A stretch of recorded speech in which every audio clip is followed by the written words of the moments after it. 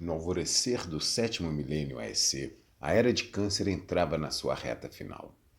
Uma proto-escrita já era utilizada entre as comunidades do norte do Crescente Fértil, a qual já estava presente em fichas de argila que continham símbolos que identificavam produtos e que eram usadas nas práticas de escambo entre as diferentes populações daquela região. Um eficiente domínio sobre a matemática, a geometria, mecânica celeste e técnicas de construção se manifestavam por meio do conhecimento envolvendo as práticas comerciais, o domínio da astronomia e a construção de Göbekli Tepe, agora soterrada, e Çatalhöyük, a maior comunidade neolítica daquele tempo, com seus sistemas de escoamento de esgoto e de canalização da água da chuva. As populações do Oriente Médio se comunicavam por meio de uma língua eurasiática, também chamada de proto-anatólica. No norte da África e na Península Arábica, uma língua proto-afro-asiática começava a ser falada. No extremo oriente da Ásia, se falava uma língua proto-sino-tibetana. Na Oceania e adjacências, uma língua proto-austronésia e, na Mesoamérica, uma língua proto-maia. Apenas nessas regiões a agricultura era praticada.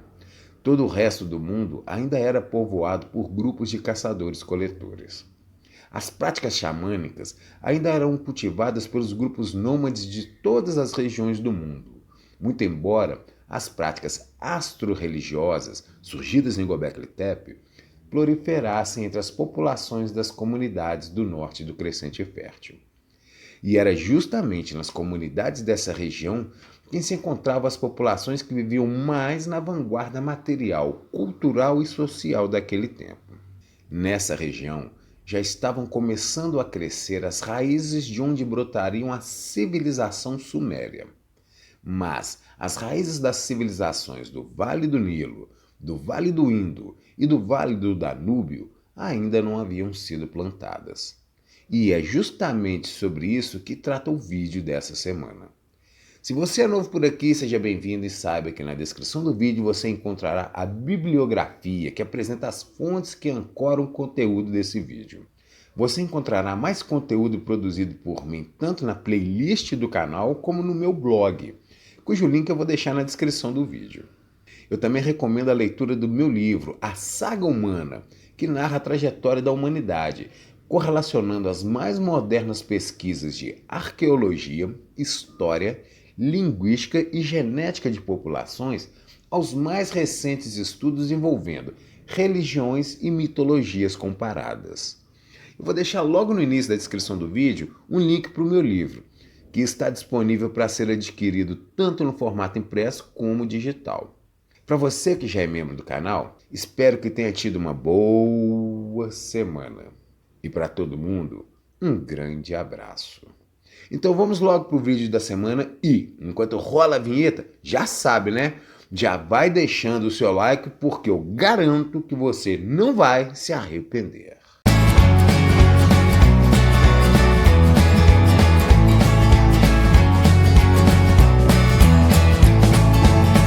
A cup of coffee in the morning. As raízes neolíticas do Vale do Nilo. Por volta de 7000 AEC, teve início o Holoceno Climático Ótimo, que foi um longo período de clima quente e úmido no planeta, o qual perduraria ao longo dos 4 milênios seguintes. Durante todo esse período de 4.000 anos, a temperatura no planeta era até 3 graus Celsius superiores àquelas verificadas na década de 2010 da nossa era. Dessa forma, em 7000 AEC, a superfície do planeta era mais quente e as calotas de gelo dos polos menores do que no nosso tempo. Em decorrência desse longo período de clima quente e úmido, a região de savana, então localizada no norte da África, começou a sofrer fortes transformações. Foi quando teve início um lento processo de desertificação da região, de tal forma dramático que, já por volta de 3000 AEC, o deserto do Saara, então uma região de savana, assumiria o árido aspecto que conhecemos hoje. Mas o fato é que, por volta de 7000 AEC, a cultura neolítica pré-cerâmica começou a chegar às regiões mais ao norte do Vale do Nilo. Mas ela não trazia a reboque a revolução agrícola, uma vez que essas práticas já existiam na região a qual havia sido habitada no passado pelos ancestrais dos natufianos, mas que nessa época era povoada pelos seus descendentes. A chegada da cultura neolítica pré-cerâmica ao Vale do Nilo foi bem diferente do que aconteceu em outras regiões, como no Vale do Danúbio ou no Vale do Indo. Regiões que eram habitadas por populações humanas que ainda viviam imersos na cultura paleolítica quando as modernas práticas neolíticas chegaram. É bem verdade, contudo, que a chegada da cultura neolítica pré-cerâmica ao Vale do Nilo tem introduzido alguns novos padrões, tais como a formação de uma língua proto-afroasiática, o surgimento dos padrões astros religiosos, a produção de olaria, a confecção de novas ferramentas e, acima de tudo, a substituição das antigas práticas de agricultura e de criação de animais por outras mais modernas. Mas por volta de 7000 AEC, as regiões do nordeste da África já eram habitadas por populações que descendiam dos antigos natufianos, os quais surgiram na região do Levante por volta do 13º milênio AEC.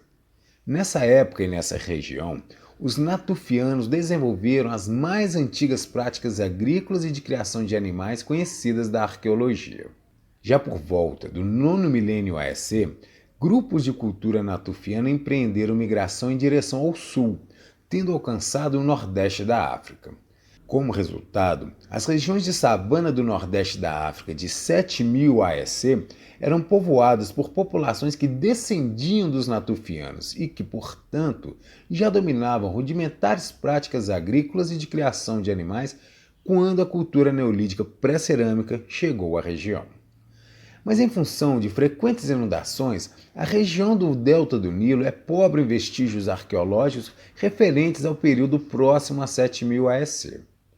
Esse é um dos motivos pelo qual existem poucos estudos indicando a forma como a pré-estabelecida cultura pós-natufiana e a chegada da posterior cultura neolítica pré-cerâmica interferiram na evolução das práticas agrícolas da região.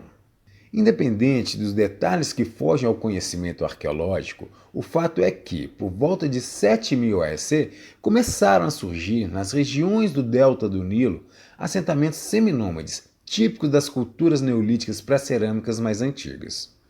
O surgimento desses novos assentamentos neolíticos representava um passo adiante no domínio sobre as práticas agrícolas e de criação de animais para as populações da região. Na sequência dos séculos, esses assentamentos se multiplicariam nas regiões do Vale e do Delta do Nilo, onde mais tarde surgiria a civilização egípcia. As raízes neolíticas do Vale do Indo. Também era por volta de 7000 AEC, quando a Revolução Neolítica começou a aportar nas regiões costeiras mais ao sul do Vale do Indo.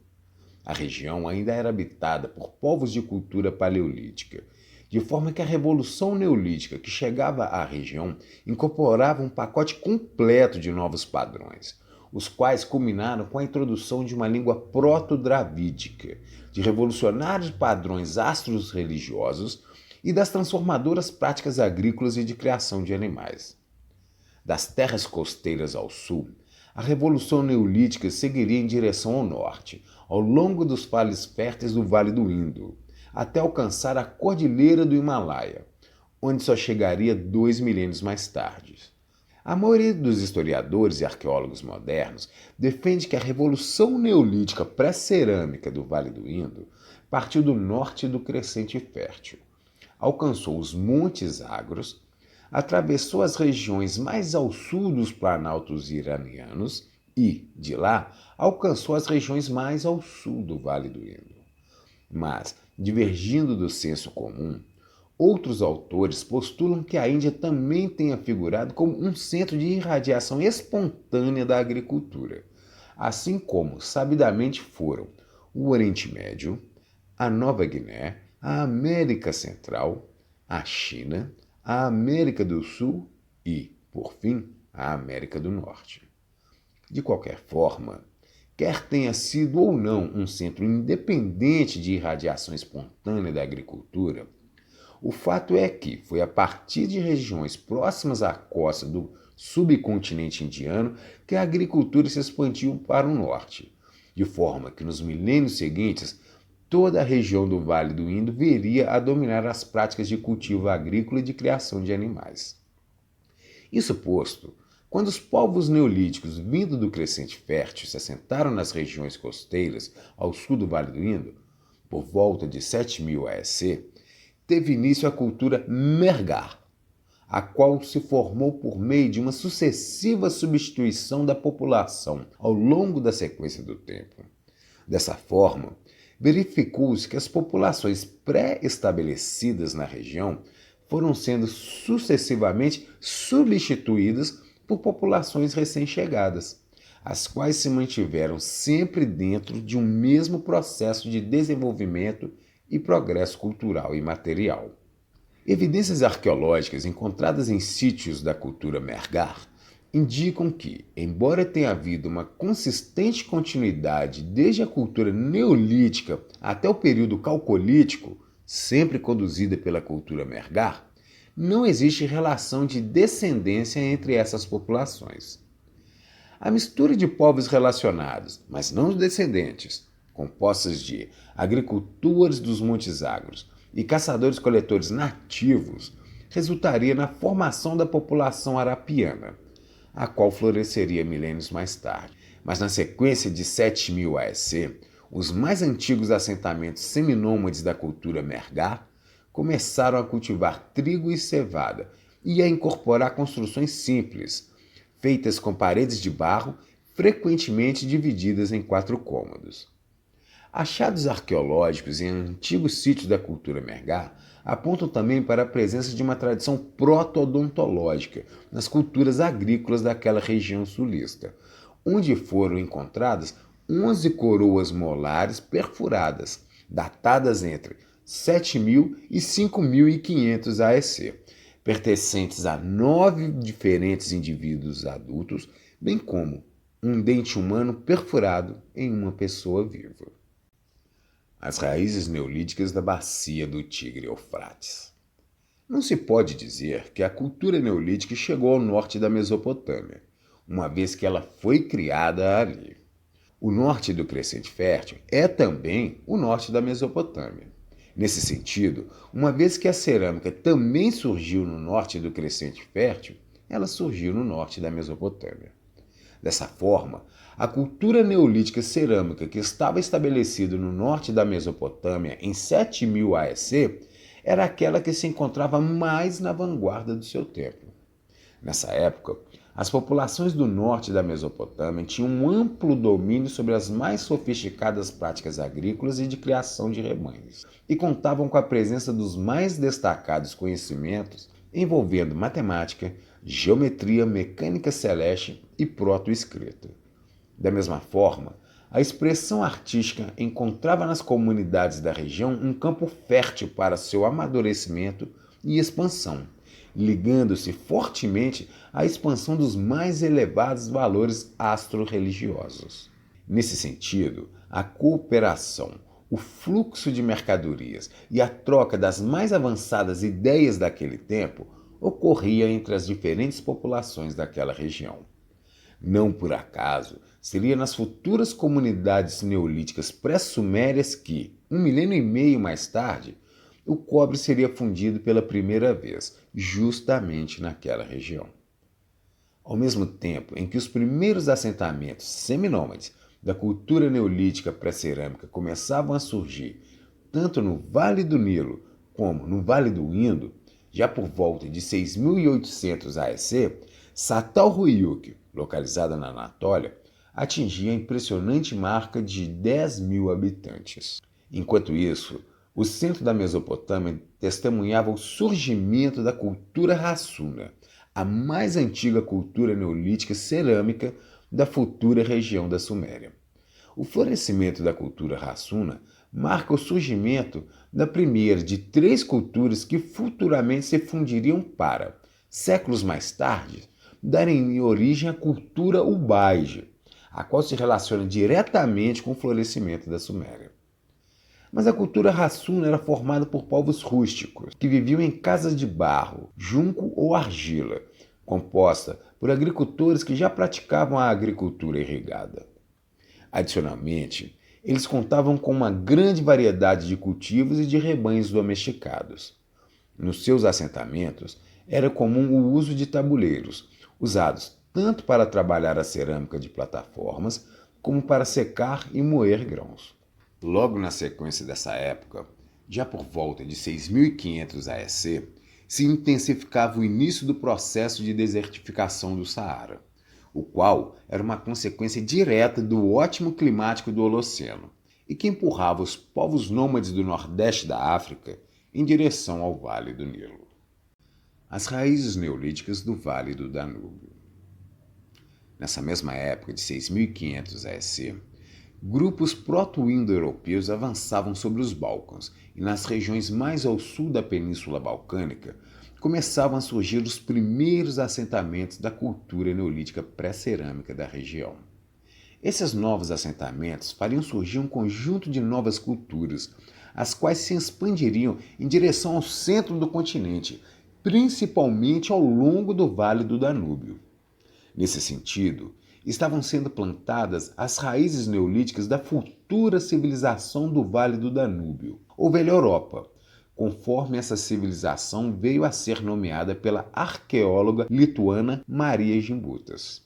Quando os proto-indo-arianos chegaram à região dos Balcãs, eles se depararam com os antigos habitantes nativos europeus, que ainda viviam imersos na cultura paleolítica e compartilhavam de uma mesma matriz cultural, a qual incluía o ancestral culto xamânico à deusa-mãe, símbolo da natureza e fundamentado em uma forte base matriarcal, cujos valores remontam ao Paleolítico Superior, ainda na época do Homem de Cro-Magno.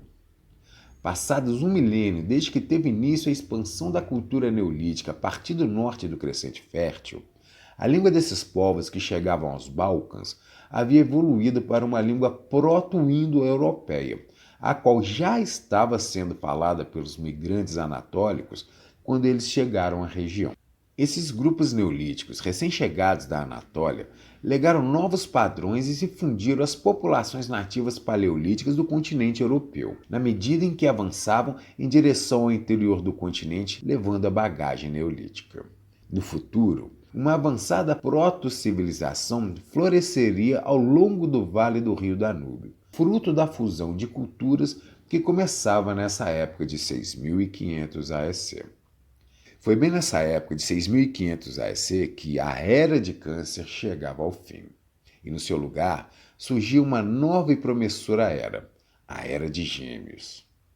Se a Era de Leão introduzia um cenário em que os eventos planetários associados ao fim do último período glacial criaram um gargalo evolucional que quase levou a humanidade à extinção, a Era de Câncer foi um período no qual a humanidade pôde, enfim, começar a criar suas raízes no mundo, por meio de práticas agrícolas e neolíticas que fizeram surgir as primeiras comunidades sedentárias, em regiões nas quais prometiam brotar as primeiras proto-civilizações. Na sequência dos milênios, a Era de Gêmeos se apresentaria como uma época de aprendizado para a humanidade, na qual o domínio sobre o uso dos fornos levaria à introdução da atividade metalúrgica e se ampliaria o conhecimento envolvendo a matemática, a escrita, a astronomia e as soluções para as demandas práticas do dia a dia.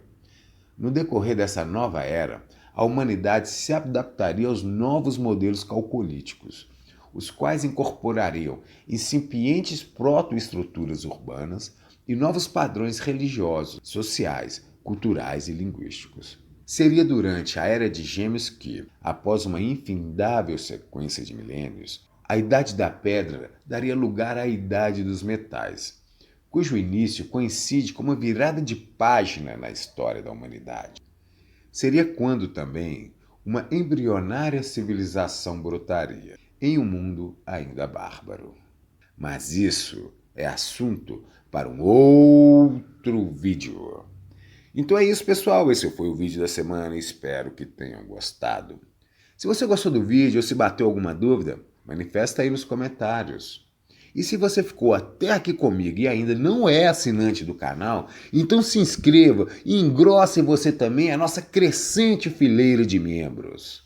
Não se esqueça que que tem mais conteúdos nas playlists do canal e no meu blog, cujo link eu vou deixar aqui embaixo na descrição do vídeo. Eu também vou deixar o link para o meu livro, A Saga Humana, que expande todos os assuntos tratados nesse vídeo e que apresenta um conteúdo admirável, sem paralelo em outros livros. Me siga no Insta, me acompanhe no Face, acesse meu blog, compartilhe esse vídeo e certifique-se de ter deixado o seu like. Então é isso, galera. Valeu, um grande abraço e até o próximo vídeo. A cup of coffee in the morning, and I get the paper. I check the